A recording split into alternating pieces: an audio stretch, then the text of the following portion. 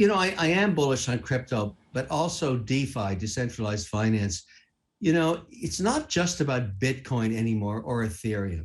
I find Ethereum as a user, it's too slow. And so there's going to be other chains that are going to emerge. There's so much interest in what's going on in other DeFi sources just for lending and staking and getting interest.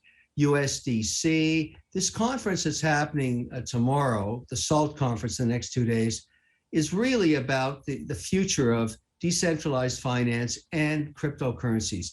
Now, we know that the regulators have pushed back on the lend product from Coinbase, and that is a slowdown in what's really emerging as a really interesting space where people can take their cryptocurrencies and actually make interest. When the 10-year is making you less than inflation, you start to look to alternatives. And that's why stablecoins are becoming interesting. But my whole point is, and this is both pro and con, and I think it's going to be the theme of the SALT conference. We want the regulator to actually make some decisions about crypto, because none of us that are in financial services want to actually be cowboys about this. I don't want to get involved in crypto if the regulator says it's not okay. I can't afford to be offside. I cannot afford to be non-compliant. So I'm estimating, let's just take Bitcoin, the granddaddy of all cryptos.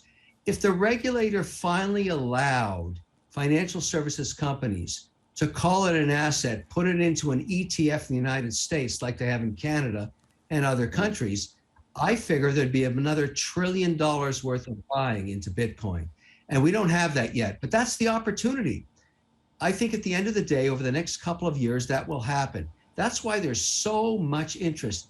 Right now, I can tell you, both of you, Hadley, there is not a single hotel room available in New York. We are jam-packed. This is like Bitcoin 2021.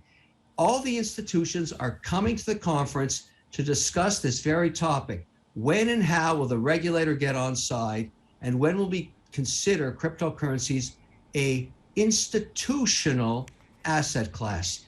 We don't know when, but it is definitely going to come. It's not going away.